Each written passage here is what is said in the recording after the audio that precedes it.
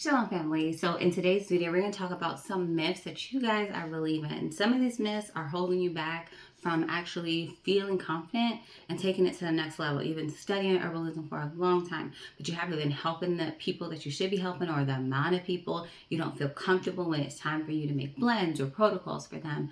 And other things are things that you may unwillingly be doing that are actually damaging to yourself or to your clients. And so we want to talk about all of those things and really break them down so that after this video, you'll feel much more confident and in your blends and in yourself and your abilities, and the people that you're helping will also see the expertise that you have as well.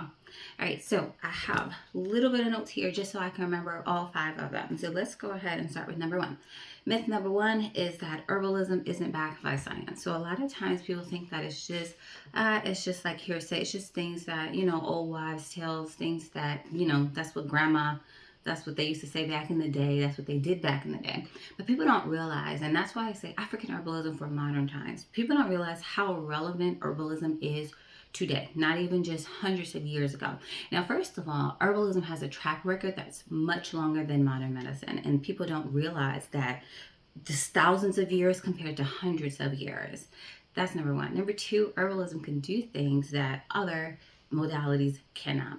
Herbs do all kinds of things like regenerating actual organ cells, helping people when medicine throws them away to actually regain their health, restore the health, restore their vitality, all these different things that herbal medicine can do that modern medicine cannot do. And number 3, a lot of the medicines are derived from plant sources. So we have things like you probably heard of willow bark and salicylic acid, which converts to aspirin, but there's many more. There's wild yam and birth control. There's wormwood and a compound from wormwood that's used for malaria drugs. So the thing is, you're using all types of herbs, but just in a man-made form. And the thing is, they take the chemicals. They know that the herbs work, but the herbs, they're not going to make a big profit. You're paying cents on the dollar for seeds. You can regrow every year, so you only have to purchase one time. So there's no money in that. There's no profit in that. And they don't really want you to have perfect health, right? They don't want you to have balance. What they want you to do is they want you to come back every single year. They want you to see them every year, even if nothing goes wrong, and have that check-in with them. They don't want you to be empowered. They don't want you to know how to self-diagnose. They don't want you to be in tune with your body to know when something's off. You have to, it's crazy to me that people go just for a simple cold, just for simple things like a baby has constipation, they tell you to go in to the doctor.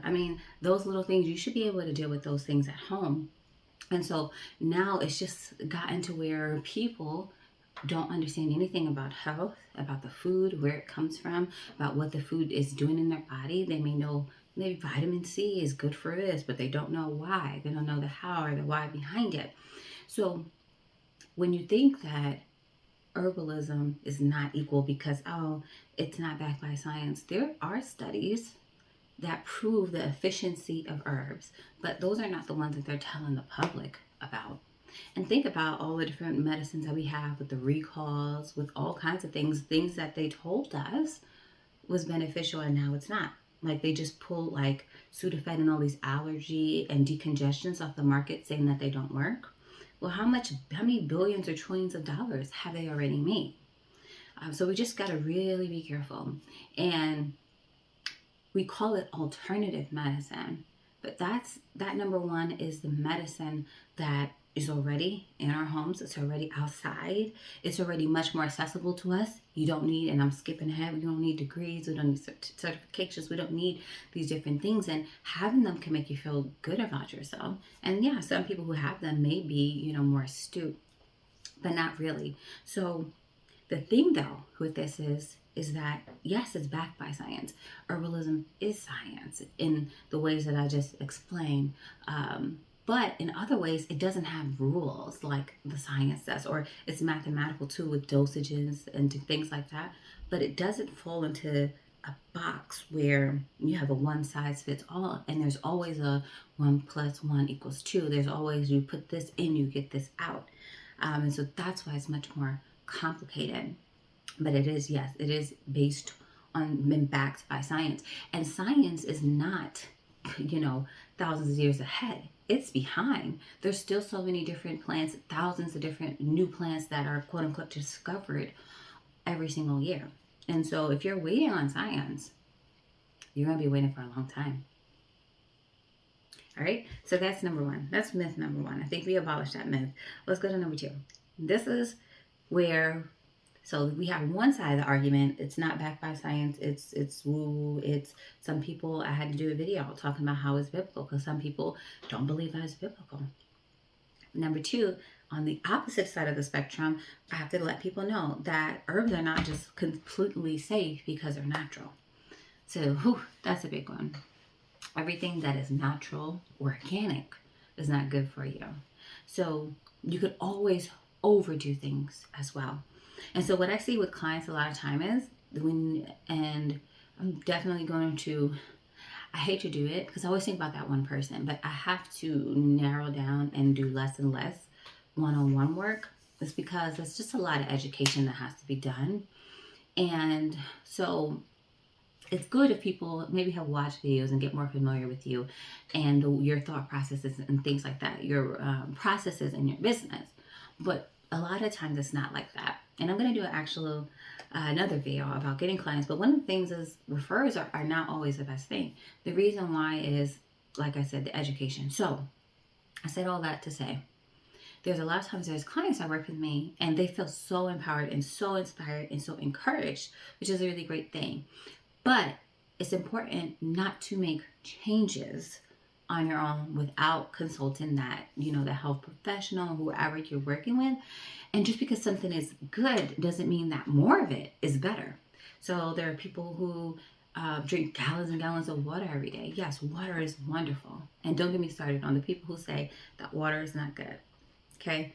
Everything that the Lord created was great. This earth that we live on is what percentage of water? 70%. Our bodies are what? 70+% as well. And so don't tell me that water's not good. I'm going off at a tangent. But there's people, like I said, that overboard. Because it's good, a gallon is good. 2 gallons is good. And you don't want to make changes like this, especially when you're working with someone, because you don't even know what it is that's affecting you. So you can't even pinpoint what the culprit is. There are people, and I'm not one who tells my clients to do anything that they don't want to do. So like if they don't want to be a vegan, I'm not going to make them. So eggs, yeah, that has all different types of protein and vitamins and things like that. I'm not opposed to eggs. You have chickens, all of that. But that means the whole dozen eggs is good. And that means I should do that every day. Sea moss. Oh, sea moss is so good for you. It has 93 different vitamins and minerals. It's wonderful. That means I need to take gallons of sea moss. And these are real things that happen. And all of these can be dangerous. I mean, having too much water can be fatal. And I have to watch the verbiage that I use. So, I'm on YouTube, so I have to show respect to that. But just because herbs are natural does not mean, I need to take it every day. I remember I did a video before and I talked about what I would use for cold and flu. And people all the time, I love golden seal. I love oregano. And yes, all things that God made is good. But all of it is not good in high quantities. All herbs are not good to be used, for months and months and months on end. So you have to understand there's low dose herbs and there's other that are food grade, and culinary herbs. So you have to use things accordingly. So we don't ever have broad blanket statements that we put to everything. We don't have these boxes. So we need to have the knowledge. We have to have the right intention, all of these different things. So don't just say, yeah, it's backed by science, it's super powerful and potent and all that, and then decide that you are going to take large quantities of things for an extended amount of time and you don't know whether that's safe or not to do. Like, so the herbs, oregano, wonderful. But yeah, be careful with the quantity of that oil of oregano, and be careful how much you're taking it. Be careful, the same thing with golden seal, and et cetera, et cetera. It goes on and on and on. There's so many wonderful herbs that you need to use them appropriately. So let's be mindful of that. All right, y'all. So we're only at number 3. So we might have to break this video out. We'll see, because you guys don't even watch 5 minutes. So let's go ahead and continue though. I just be putting little things in there. All right. So myth number 3: you can treat everything alone with herbs. I love this because it sounds good at first, right? But you guys know me. I'm just always going a little bit deeper, poking a little bit of holes. So as I always say, you can't put herbs on top of mess and call it blessed. And what I mean by that is herbs alone are just not going to get you the results that you are looking for, at least long term.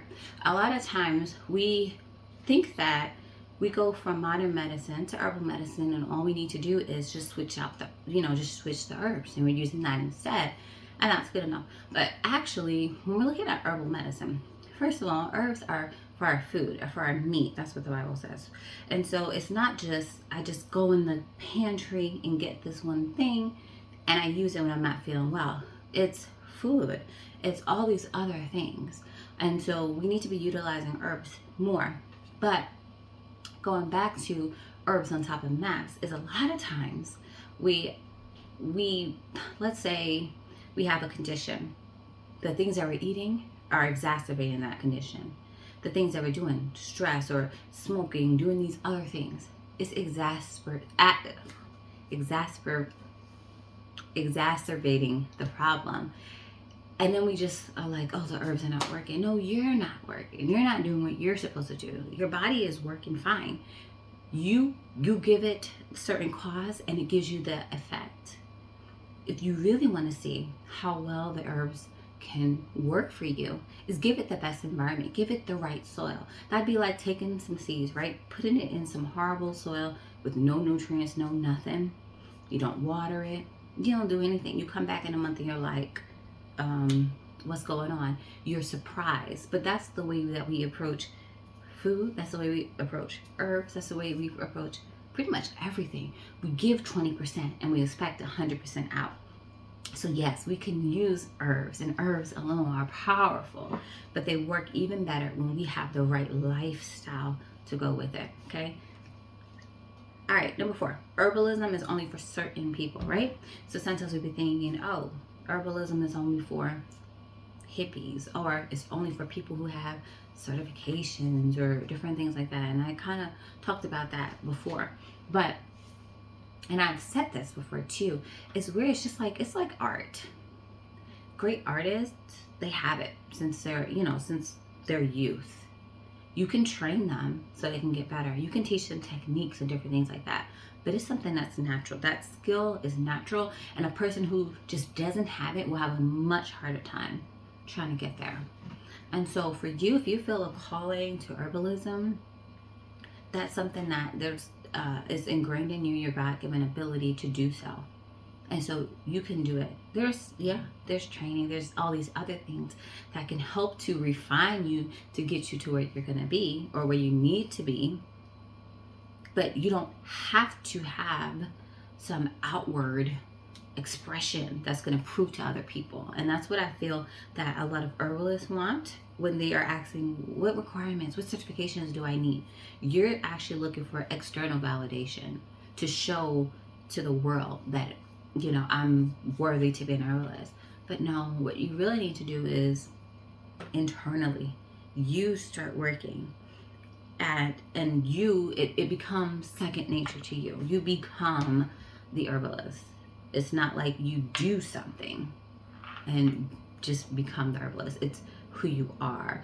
And so that's another short one, but don't ask about certifications or anything like that. Those are wonderful. But first, take a little bit of time, and I'll say even more. A lot of times showing up to watch videos on YouTube or Instagram, whatever, bookmarking recipes that you're never going to use, downloading all the free guides or whatever, downloading ebooks, whatever, and still making no progress. It's because of that feeling like I'm doing all the things, but you're not actually doing what it takes to actually be the thing, if that makes sense. So let me see another way I can put that. You're busy, but you're not doing the right things. The right things is to actually get good at something, to practice. A lot of people don't do practice. Reading books, not necessarily practice, but putting the work into action, hands-on practice, that counts for something. So not just watching a video and say, I'm watching videos every single day about this thing, but how much of it have you done, right? There's no secondhand herbalism like that, right? And let's go to the third one. Herbalism is too complicated. So this goes in hand with feeling like you need certification. So I said all of this, right? And people feel like it's complicated or like they're missing something. And I acknowledge that it can seem complicated for a lot of different reasons. One, as I talked about, herbs don't fit into a box, right? And so there's no, like I said, input and you get a certain output. It's different because every person's different. Every herb is different. And then there's so many different types of herbal preparations and things like that. But it's not complicated because there's many things that just come naturally and easy to certain people, and to other people it's more difficult. So there's people out there who speak 5 or more languages, and you would think, oh, that's just so hard. But to them, it's not hard. Learning languages is easy. Why? Because they've done it. They practice, they have their own methods, they, et cetera, et cetera. So for you, you need to find out what's your particular way that you approach the herbs. What's your best way to study and learn? What's your best way to experiment with them? What's your way to make formulas and recipes? So a lot of people, they struggle because they're trying on everybody else's stuff and they don't even know what their own is. So it's great, but you have all these teachers, you're hearing too many voices and you're trying to do too many different things at once. So that's why I don't know. I think my personality shines through because I'm looking outside my window. I'm definitely not the cuddly, the everyone loves person. I'm gonna love me, you hate me. But I'm gonna be respectful to everyone, right? But I'm very much like that because I'm very blunt. I tell the truth. And I don't always think about the nicest way to say things. Sometimes. But it's intentional if I do it. But so for a lot of people, and for those that I work with, like I said, I have to stop doing one-on-ones so much because it's just so much that you have to say. Because there's a lot of people who come to you, and it's like, you chose me as your mentor. You chose me as a person who's going to help you with this thing, right? So right now, let's pause and let's not listen to everybody that makes a video or whatever. And then you're asking me questions and then you're doubting what I'm saying, but so-and-so said this, but I read online on Google and it said this. And so you just have so many different things. And so when you're trying to do what Herbalist A said, and you're trying to do what Herbalist B said, and C said, and D said, and you're trying to make it all work, it's not going to be like that. Unless all those people are coming to get together, coming up with a plan for you, it's not going to work. So when you have course A, and then you have, program B, book C, and this, and you're trying to put all of them together, it's still not going to work. It's not going to be cohesive. It's not going to be uniform. And then one of the things that I do, that I intentionally do, and I can't speak for anybody else, but I always say, I don't want you to become a mini me. Like, I have what works for me. I have a whole bunch of methods and stuff that I do for days. And I'm giving you guides, and I'm doing stuff to help you because I know and tell you, watch out for this or whatever. But I'm always like, do what works for you. So I have many students who don't use my TEA method. And that's fine, right? Or I have people who don't want to use whatever methods that I have. And that's perfectly fine. You have to find what works for you. Whatever that feels comfortable for you. Whatever is true to you. So, yeah, you can take help from someone, and you should. And I mean, I do that. I practice that regularly in my business and etc., right? And motherhood, yeah. There's things that people know who have been a mother for 30 years that I just won't know. Only for a mom of 7 years, right? So it's wonderful. But you also, I don't follow every single thing, right? So you need to bring it in. You need to filter it. You know how they say, eat the meat, throw out the bones. So you need to take what is useful for you and do away with the rest. Take it into consideration sometimes, but doesn't mean you have to implement. And so people not only maybe hear, that one voice, try that one thing, try it for long enough to see if it works for you.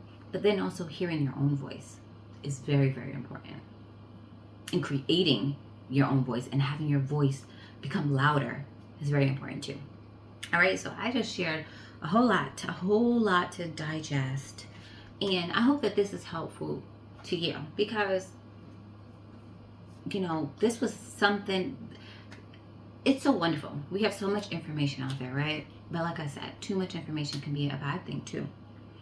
These are things that I would have wished that I would have known up front. So that's why I love to share it with you, and I love to share it candidly with you, and to be real with you. And I feel like it's still, even today, people don't talk about this stuff. They talk about like the fun stuff about this herb does this, and you know, but these are the real things that you need to know and understand.